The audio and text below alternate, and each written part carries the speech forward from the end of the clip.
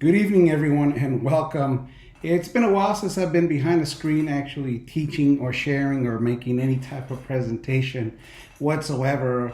This evening, I come to you with an open heart and open mind and wanted to share with you guys a vision, an initiative, if you may, that has been in my heart that has transpired throughout many years actually to fulfilling the need of others. This initiative started back probably about 15-20 years ago now, and it first started with the veterans or the disabled veteran audience and their families, and has since then grown. The initial nonprofit organization was called ALTA, Absolute Life Transition Assistance, and has since then grown and transitioned into something a little bit more open to serving all people, if you may.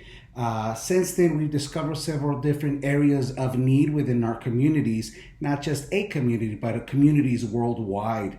The word Skopos that you see there is essentially going to be the foundation for, or the name for this foundation, which means purpose. It means purpose in Greek. More so, I believe that everyone is called to have a purpose in life, right? Well, what is the purpose in our life? Well, that is the one thing that we strive here at Purpose to do, is help those individuals achieve their purpose, their God-given talents, their God-given calling, if you may, and be able to serve in their purpose, be able to serve others, and be able to make a living out of it if they need to, or if it comes down to it. So here at Skopos, our foundation, our vision is pretty much is that all people gain a healthy sense of purpose so that they can better provide for themselves and their families, essentially impacting the community overall and the economy. Our mission is here at Skopos is a community outreach nonprofit that promotes health and human services for its clients through several evidence-based programs. Mind you, I said several evidence-based programs. It's not just one evidence-based program. We're going to incorporate several different programs throughout the mission here at Skopos, which will eventually empower our clients to achieve, like I said earlier, their desired goals or full human potential, and of course help them achieve their purpose, their Skopos. So the mission structure here, of course, is governed by our bylaws. We have a board of directors that we are accountable to, and of course we have to maintain transparency. We have a strategic plan that helps guide us and keeps us on track as to where we're going and what we're doing. We have a continual plan of improvement process that stays within our strategic plan so that we can shift and pivot if we need to. We find any anomalies, or if we find any areas that forces us to change, or if we anticipate and we want to be proactive and change our trajectory or adjust the trajectory, if you may. Of course, we abide by any and all strategic law, tax law and labor laws as well. With that, we have our systems management that is part of what I talked about earlier, such as the continual improvement process. We have 7 different pillars that we look at, or that we support our mission for Skopos, which is stewards. We are all stewards within Skopos. We have the ability to be a steward and impact within the people that we're serving. We look at our operatives quite frankly with a very microscope attention to detail type attitude. And of course, we try to be right versus real, the other way around, real versus right. I'll have to switch that in our presentation here. And of course, we're geared towards people. We truly believe that people are a true investment here. Without the people, we can't accomplish our goals. We can't accomplish our mission. And of course, without people, therefore we cannot serve those people that we're there for serving. And of course, I mentioned earlier the transparency towards the board of directors. And with that, we practice with a foundation of grace. So with that, some of the culture ideas that we have, or ideation that we have here, is that we will reach those that no one is reaching. We will be good stewards of our resources. We will not be limited by small thinking, and we'll be accountable, of course, to each other. On top of, we have the accountability board, right? We will be transparent. I believe that with transparency comes the ability to be able to address many issues, right? We will not turn anyone away. We will help restore others. We will harvest a teamwork environment. We will serve expecting nothing in return.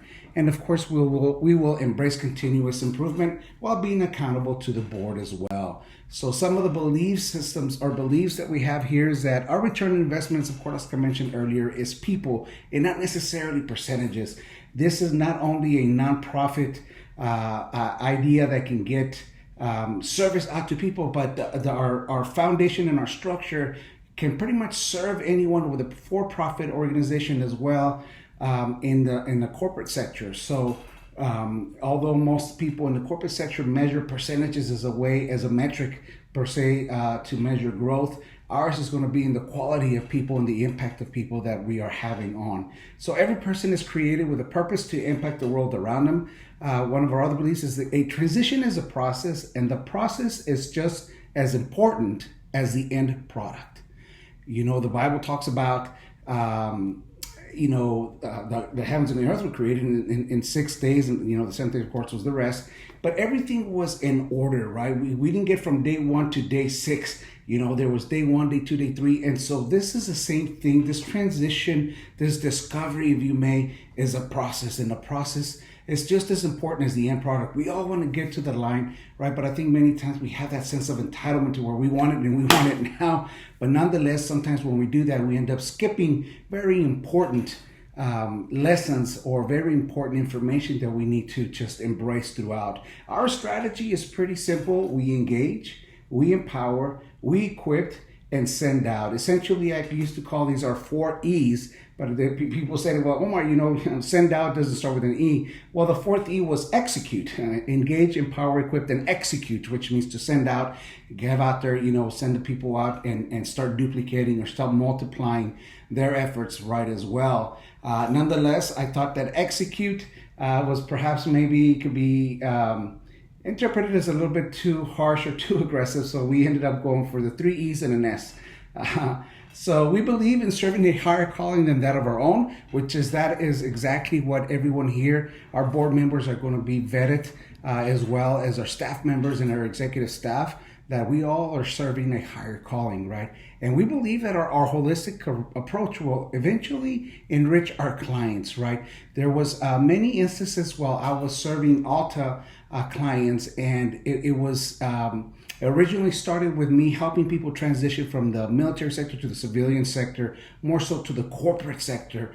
And I would coach them and guide them and mentor them for them to be able to obtain high-paying positions, high-paying jobs. However, their personal lives were in disarray. Their personal life was just disorderly. So it would serve me no purpose. I got that aha moment. I was like, hey, I finally came to one brother and I was like, hey, it will serve me no purpose for me to help you get the 6-figure income when your marriage is falling apart, where the relationships with your kids are no longer there. Let's work on you holistically. In essence, that opened up my own world, my own healing, my own transition, my own progress throughout, and start seeking my own assistance, right, with those that we have built within the network. So Skopos and Impact and Services will be worldwide. We will be in a local setting here in the Rio Grande Valley region, which is between Harlingen and Brownsville, near the McAllen area, very close to the border. However, we plan on being headquartered here in a city called the city of San Benito, right? So if everything works well with the city officials and the county officials, we look to be moving in and be operational here before too long. But the reality is that we're looking at serving those poverty-stricken areas, right? We look at impacting economic empowerment. We look at servicing and being advocates within the mental health and the social health areas as well. And of course, we're looking at family and youth mentoring. Part of my calling has been the men's mentoring, doing leadership development and coaching and mentoring. And as a matter of fact, we just finished a pilot course that was 5 weeks long. It was about 40 hours long. And this coming week, we will be graduating our first class. And essentially, they'll be continuing to the next pipeline, the next course that is there to continue their development in the actual leadership. We intend to making this a food pantry, or even the building or the facility that we will obtain is to be a facility for resources, or a dream center, if you may, to where if a disaster strikes or anything like that, we can stage supplies or anything like that, not just a food pantry, but also we're looking at addressing some of our physical and nutritional health concerns through many programs that we have. We're looking, of course, at doing transitional and emergency housing later on as we get established within our strategic plan, our 5-year plan. And of course, we're looking to just uplift and motivate higher education, not just the college education, but of course, those what we call the technical jobs as well, and building those partnerships with those individuals that have organizations, for-profit or non-profit, that are promoting the arts, that are promoting STEM programs, that have different traits out there as well.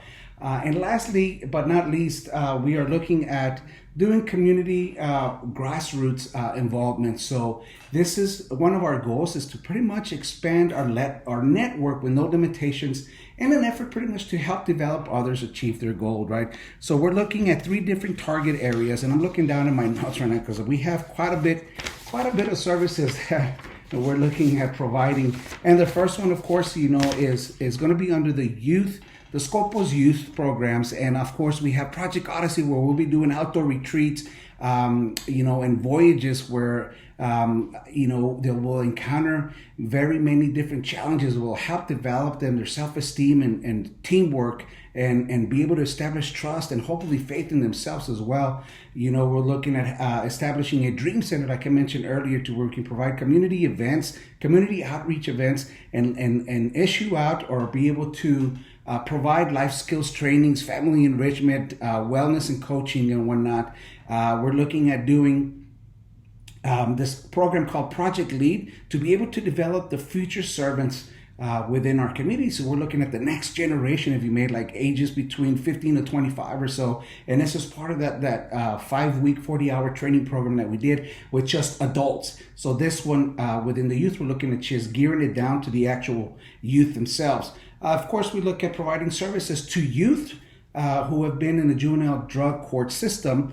And of course, the mental health, outpatient services, social work advocacy to those children who have been victims of human trafficking, human sex crimes, and whatnot. So all very, very important tasks. Some of the family and children's services are going to be training or empowerment or classes, if you may, mentoring to become best parents. The other one is called Spice It Up.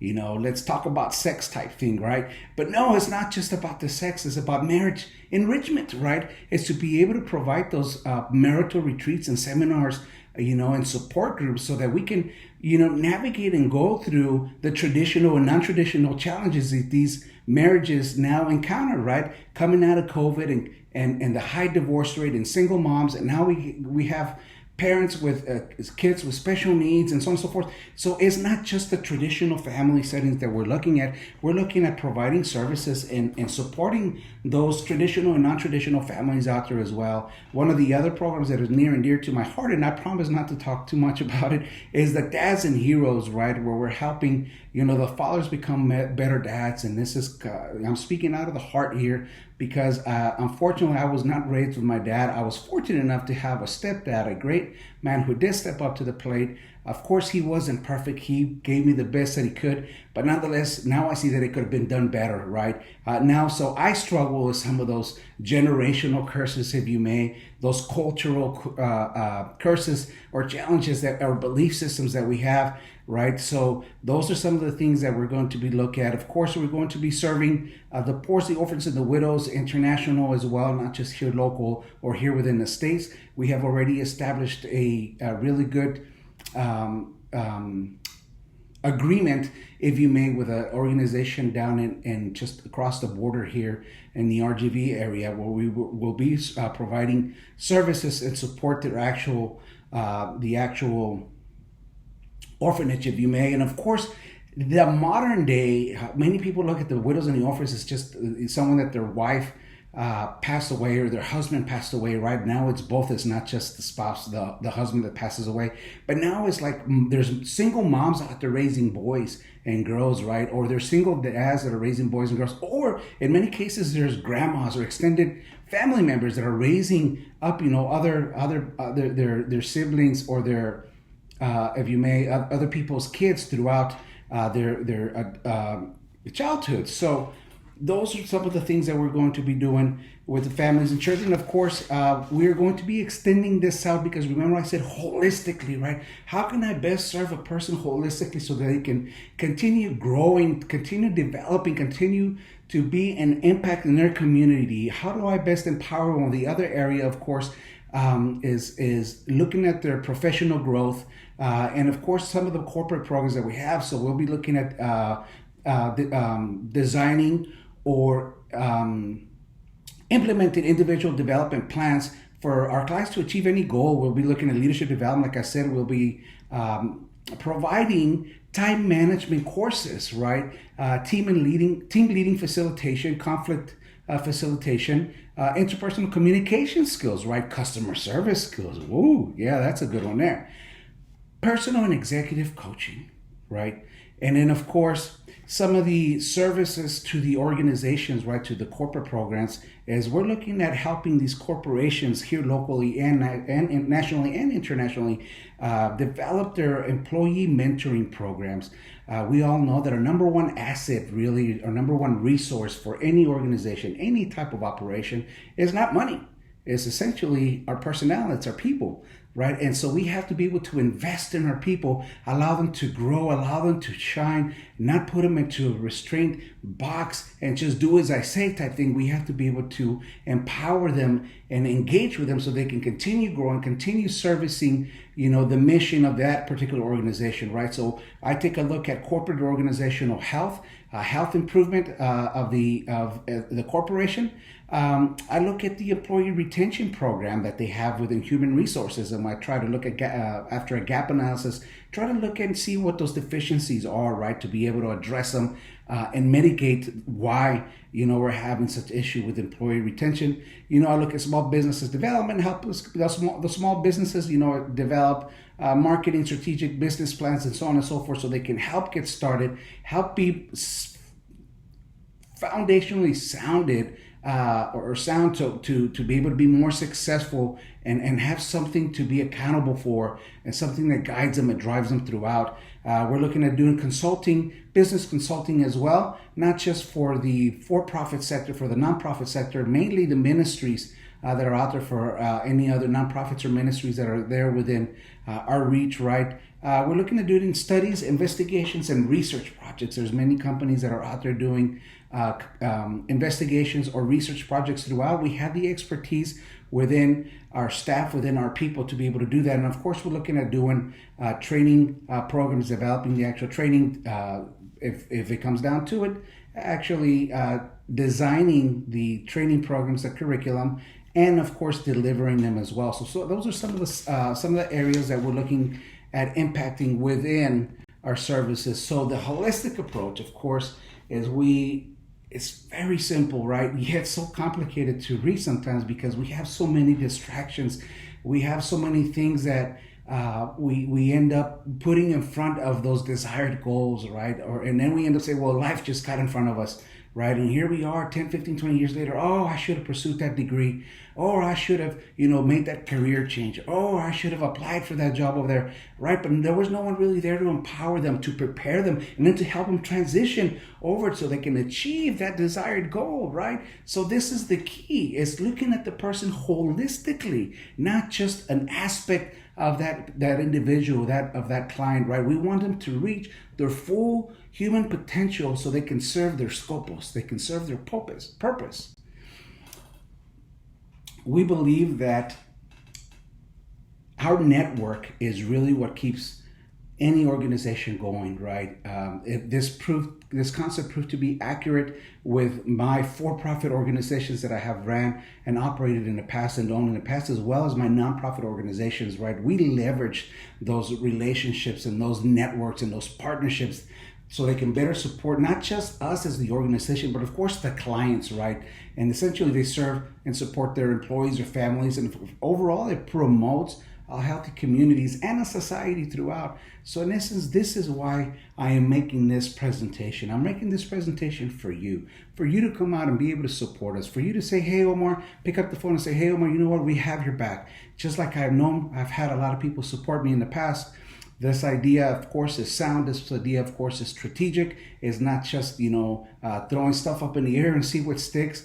I'm a very strategic and very organized individual when it comes to initiatives like this one. But I want you to see, look at this actual picture, right? There's different hands, different people out there putting the pieces to the puzzle of this light. We're all called to be the light, right? Be the light. We can all be an impact and be the light. We can all be the piece of the puzzle. We can all have a hand. And you know what? There's a space in there for you.